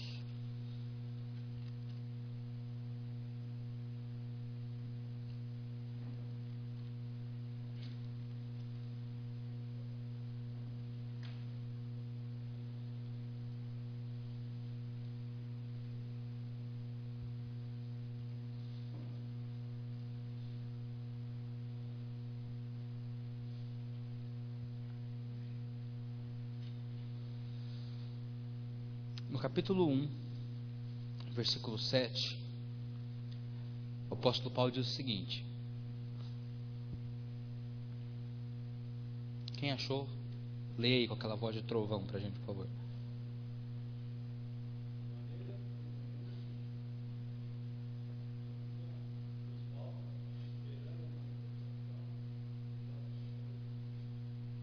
Ok. Essa é a carta onde o apóstolo Paulo vai listar e vai determinar os dons do Espírito. Então, o contexto dela, ele sempre vai trabalhar sobre isso. E o apóstolo Paulo, após ser questionado, essas cartas sempre são respostas a cartas perguntas que as igrejas mandavam, as necessidades que aquelas pessoas que Paulo mandava pelas igrejas voltavam expondo as necessidades. E as cartas são respostas a isso. Né? Essa carta do apóstolo Paulo, na verdade, nós perdemos duas. Né? Essa 1 Coríntios na verdade é a segunda, e segunda na verdade é a quarta. A primeira e a terceira nós perdemos a história, foi perdido. Né? Tem também uma história que ele diz em Tessalonicenses, de que Paulo, o próprio Paulo, né, discorreu sobre toda a série escatológica, e essa carta se perdeu. Né? Obviamente não era objetivo de Deus incluir na Bíblia, porque se fosse estaria, né? Mas imagina que preciosidade seria eu e você estudarmos escatologia. Paulo já é uma das bases para nós entendermos isso. Imagine ele escrevendo tudo isso, né? Explicando passo a passo aqui, manjar espiritual que seria, né? Mas nós perdemos, mas nós vamos falar sobre isso. Então, de maneira que nenhum dom vos falta, esperando a manifestação do nosso Senhor Jesus Cristo. Agora vá comigo para o capítulo 3, versículo 1. Diz o seguinte: E eu, irmãos, não vos pude falar como a espirituais, mas como a carnais, como a meninos em Cristo. Aí você lê um texto desse e fala: e agora? O que eu faço? Né? Talvez você passou a sua vida inteira buscando os dons do Espírito. Não tem nada de errado em buscar, nós devemos, precisamos dele. Só que eles não trazem para você maturidade. Dons são irrevogáveis. Talvez isso responde para você por que você já viu pessoas subirem, talvez num culto, profetizar e fazer um monte de coisa, milagres, sinais, prodígios, e sai dali, o cara não tem caráter nenhum, um absurdo. Por quê? Porque quem opera os dons é o Espírito Santo. Tanto que nós olhamos depois, o próprio Senhor Jesus ensinando em Mateus capítulo 6, diz o seguinte: muitos naquele dia me dirão, Senhor, Senhor, mas em teu nome nós profetizamos, em teu nome curamos, fizemos maravilhas, pregamos, dons. Mas os caras não conheciam a Jesus. E aí o apóstolo Paulo diz o seguinte: olha, mas nenhum dom vos falta. Imagina um culto, os 9 dons atuantes. Irmão, é palavra de um lado, é profecia do outro, é cura de um lado. Imagina, como é que acaba um culto desse? Né? Como é que começa, né? O povo já ia chegar, já juntava 2 ali, já começavam a orar em línguas, outros a interpretar, profetizar, discernimento de espírito, palavra de sabedoria, palavra do conhecimento, dons de fé, dons de curar, dons de maravilhas. Irmão, mas o diabo corre, né? Só que só na hora, porque sai dali, o cara não conhece quem é Jesus, porque os dons são irrevogáveis. E aí Paulo diz o seguinte: olha, nenhum dom vos falta, mas eu não posso falar com vocês como espirituais, são tudo carnais. Por quê? Porque os dons, quem opera é o Espírito, não depende de você. Porque Deus usou uma mula, não pode usar você? Eu não falo, mas eu falei assim: Deus usou uma mula, não pode usar um burro que nem você. Os irmãos me olhando para não falar mais, né? Deus pode usar, irmão, Deus quer nos usar, só que Ele quer nos usar com conteúdo. O que adianta? Fala a verdade, às vezes nós oramos, e o meu ministério é com cura, libertação, ministério evangelístico, né, para pregar a salvação para o povo. Só que, para mim, eu não me preocupo quando eu participo de um culto e Deus não curou ninguém, Deus não, talvez, Ele sempre cura e liberta, né? Mas se sai aquele mover, paralítico sai andando, cego sai vendo, né? Surdo sai ouvindo, e ninguém se converteu, de que adiantou? É dons, né? O cara vai andando para o inferno, né? Vai enxergando para o inferno, vai ouvindo para o inferno, de que adianta? E nós às vezes damos tanta ênfase, né, nessa manifestação, tem que acontecer. Querido, o maior milagre é a salvação de almas. Se você busca só isso, diga: eu quero que a minha igreja seja um mover, faça. Mas a Bíblia diz que os dons, eles são sinais para os incrédulos. Eles têm que vir buscando isso. Mas o nosso objetivo não é curar eles, é salvar uma deles. Curar é consequência, né? Trouxeram um paralítico para Jesus, abriram lá a casa do coitado, desceram numa... Imagina, o cara não consegue andar, meu. Gente, vocês vão fazer, vão subir no telhado, vocês estão doidos, eu vou cair. Não dá nem para correr, né? Não tinha como, né? Desce lá atrás do cara, e de repente Jesus olha. Querido, o maior milagre aconteceu, os cabeção não entenderam. Ele olhou e falou assim: ó, os teus pecados estão perdoados. Querido, quem perdoa pecado, fazer o cara levantar dali e andar, não é nada. Então Jesus falou, para você ter certeza de que eu sou Deus, né? Ele foi tão cabeção que falaram assim: mas só Deus pode perdoar pecados. Aí Jesus, de uma forma bem sutil, com as respostas dele, né, sábia, falou: então eu vou te provar que eu também sou, né? Já que para você o sinal é mais importante do que a salvação, levanta daí, vai, pega teu leito, vai embora todo mundo. Uau. Ele falou assim: seus cabeção, um milagre maior aconteceu antes, perdeu os pecados do cara. A doença dele era uma doença psicossomática, ele precisava de perdão para poder andar, né? Ele falou assim: vocês não estão entendendo nada. E às vezes nós estamos buscando tanto isso. E queridos, é necessário, vamos buscar, precisamos disso para evangelizar essa cidade, para libertar esse povo. Precisamos dos dons. Só que para nossa mudança, eles têm que trabalhar junto com o fruto do Espírito, ok? Então listei eles. Nós vamos trabalhar, o horário já está voando, né? Os dias estão abreviados, né? Então nós temos ali o amor. A qual área nós podemos ligar ali, queridos? Eu não coloquei, porque se fosse colocar ia virar uma setaiada para tudo que é lado.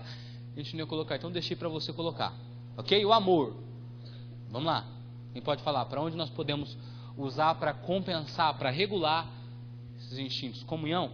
Quem falou? Muito bem. Outra.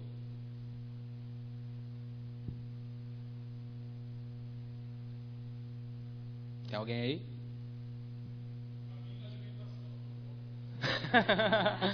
Ama comer. Os dois, irmão.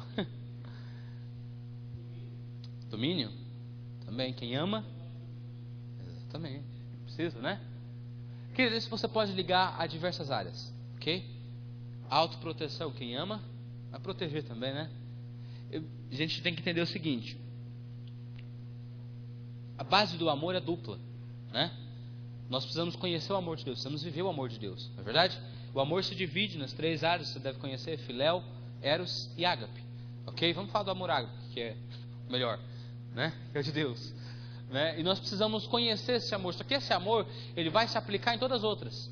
Ok? O amor filéu, aquele amor fraternal, aquele amor amigo, aquele amor familiar, nós devemos ter. A base desse amor, nós precisamos viver os 3.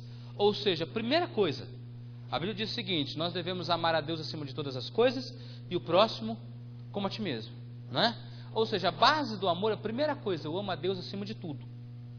Ele é a minha essência de amor, Ele é a fonte do meu amor. Segundo, eu me amo demais. Você tem que se amar, isso não é ego, isso é amor. Por quê? Porque se você não se ama, você não consegue amar outro. Nós temos que entender de que ninguém fere sem ser ferido.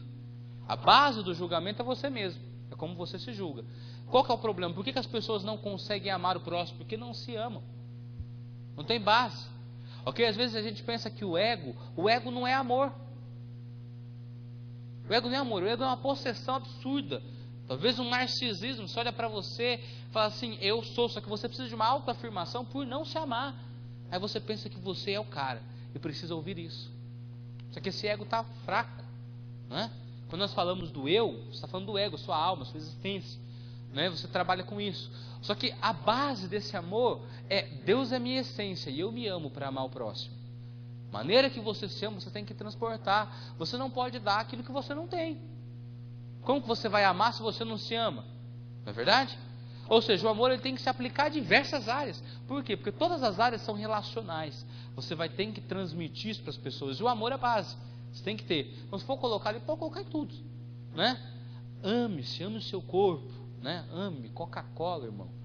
O glória, né? Eu estou brincando, queridos. Na minha igreja, quem for pregar vai tomar Coca-Cola, né? Não. Então vai estar na copinha aqui, né? Vai ter que ter. Quem fala isso é o Luciano Subirá. Ele não vai dormir sem uma garrafa PET 2 litros. Homem viciadaça. Fala, irmão, você tem que orar por isso, né? Gozo, alegria, onde nós podemos colocar? Né? Cabe em muitas áreas, né? Paz, também, da mesma forma. Agora eu digo o seguinte: longanimidade, cabe em todas as áreas? O que vocês acham? Cabe? Não cabe, né? Por quê? O que é uma pessoa longânima? Uma pessoa que espera o momento, não é aquela que demora a agir, não é isso. É aquela que espera o momento exato para atuar, que ela pode superar o tempo para agir na hora correta. Eu digo o seguinte: a longanimidade, ela não se aplica à autoproteção, né? Chega alguém na sua hora e fala assim: dá a chave da sua casa agora. Você vai esperar um monte para agir? Não, né? Opa, pera aí, é minha. Você entrou na sua casa, aí você vê um cara lá no seu quarto, fala: ué, sua mulher não está lá, né? Para ajudar, né? Senão vai entrar um monte ali, né? O cara entrou lá, está mexendo nas suas coisas tudo, né? Você vai ser longânimo com ele? Esperar um monte? Não, irmão, gruda ele nos colarinhos. Sai daqui, miserável, né? Vai embora. Quem é você, né? Outro, a longanimidade vai se aplicar a muitos, né? Eu creio que a longanimidade tem que se aplicar à alimentação, senão você queima a língua. Pressado come quente, né?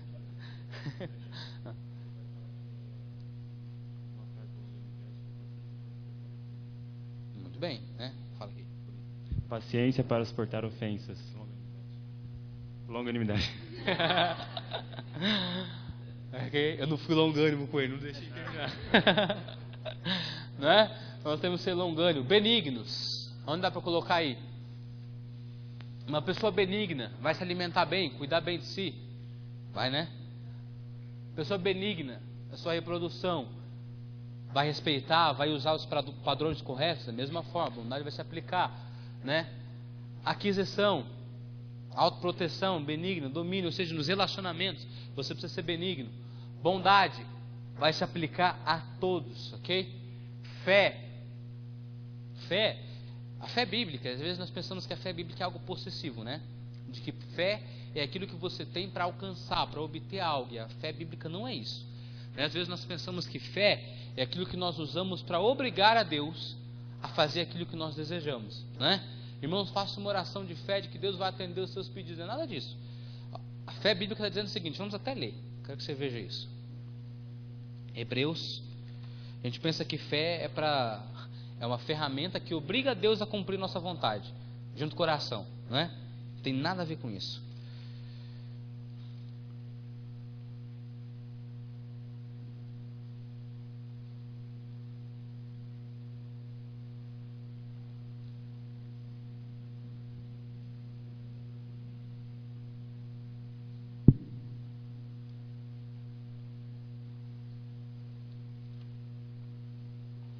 Ó, versículo 32. Tem dois grupos nessa galeria de fé. A gente às vezes não... Capítulo 11. Né? Versículo 32. Às vezes nós pensamos que aqui é elogio para todo mundo, né? Não é. O autor aos Hebreus dá uma pancada nesse povo que vocês vão ver. Olha só. E que mais direi? Faltar-me-ia tempo contando de Gideão, de Baraque, de Sansão, de Jefité, de Davi, de Samuel e dos profetas. Olha a descrição. Os quais pela fé venceram reinos, praticaram a justiça, alcançaram promessas, fecharam a boca dos leões, apagaram a força do fogo, escaparam a fio da espada, da fraqueza tiraram força, na batalha se esforçaram, puseram em fugir dos exércitos dos estranhos. Ok? Para aí. Olha a descrição dessas atitudes, são todas positivas. Homens que pela fé suportaram, que passaram por dificuldades e que conseguiram reverter aquilo. A fé bíblica nunca diz que eles pela fé conseguiram comprar um carro.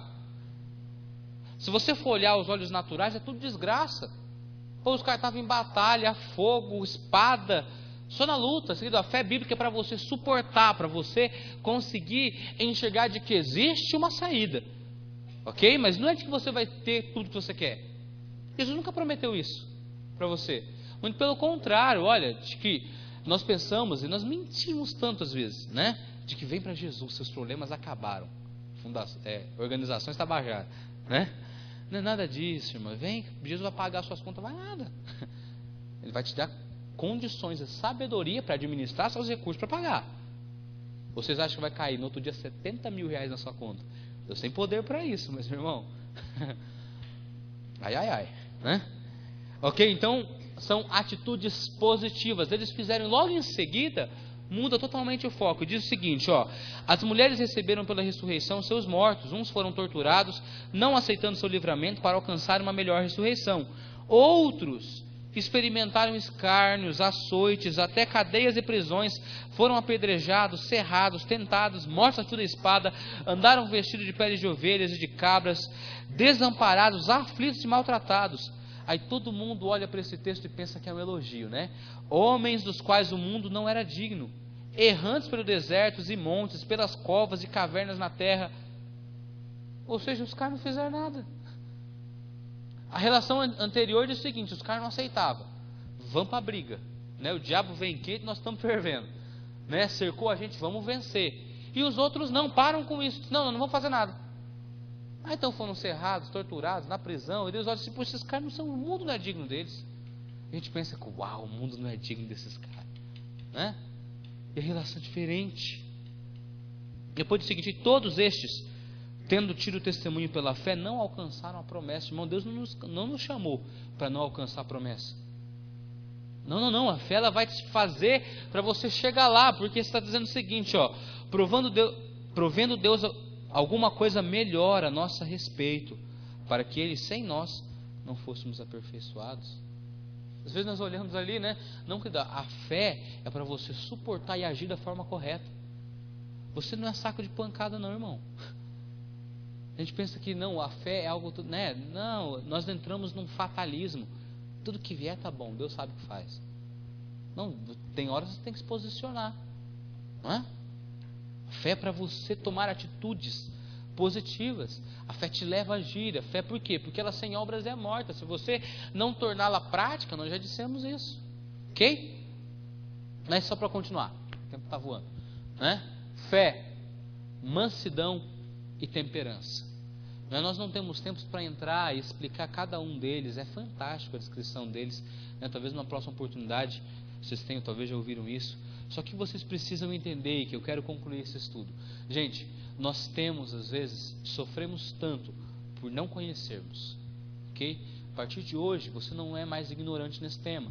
Você vai olhar para as áreas que você precisa melhorar, para as áreas onde há um conflito entre a sua espiritualidade e a forma que você tem agido, e agora você sabe aonde você deve orar, quais deles você precisa para combater. Às vezes na sua vida está faltando amor, faltando fé, está faltando paz, ok? Nós às vezes pensamos que paz é você viver sem conflitos. Não é isso. Fé é você ter a certeza de que em meio a eles você já é vencedor. Porque você não vai viver sem problemas, irmão. Se eu tiver sem problema, tem algo errado. Amém? A gente tem que entender de que Jesus nunca disse para você que os problemas iam acabar. Não é? Todo mundo sabe disso. No mundo tereis aflições, mas tem de bom ânimo. Não parece absurdo? Tereis aflições, tem de bom ânimo? Né? Paulo, às vezes eu olhava aqui e falei, meu Deus, esse homem está doido, né? Porque essa leve e momentânea tribulação produzirá para nós peso eterno de glória, não é? E nós nos alegramos na tribulação em Cristo. Está caindo tudo, oh glória, né? O mundo ao seu redor desabou, glória a Deus, porque em meio a essa situação Deus vai ser glorificado e eu vou sair daqui melhor. Amém? Então, querido, eu quero mostrar para você isso. Como que essa luta entre a carne e o espírito não é um princípio. Isso aqui são princípios da sua vida, né? Mas que você deve aplicar isso, que deve sair daqui hoje com entendimento. Eu quero te desafiar a não guardar somente suas anotações. Vá relendo, vá vendo, para que isso tome lugar no seu espírito. Guarde isso no seu coração, para que você consiga viver. Ok? Você pode, como eu disse, você pode ter dois posicionamentos numa aula como essa. Sair daqui com sua mente, com sua razão edificada, com informações sobre a Bíblia, ou você pode tornar isso prático e transformar a existência da sua vida, transformar o seu cristianismo, na certeza de que você pode viver sim, sem pecado, controlando e regendo a sua alma com os seus instintos, debaixo do domínio do Espírito Santo. Amém? Recebe essa palavra? Pergunta? Alguém tem alguma coisa? Não tenha medo, né? As perguntas são correspondentes ao nível de aprendizado. Só pergunta quem está entendendo, né? Então não tenha vergonha se quiser perguntar. Amém? Vocês estão com pressa de ir embora não, né? Então, amém, querido. Você não quer perguntar? Você não quer perguntar agora? Pergunte agora ou pergunte depois. Tá bom? Estamos à disposição, sempre que puder ajudar, conte conosco. Amém? Vamos colocar em pé, vamos fazer uma oração.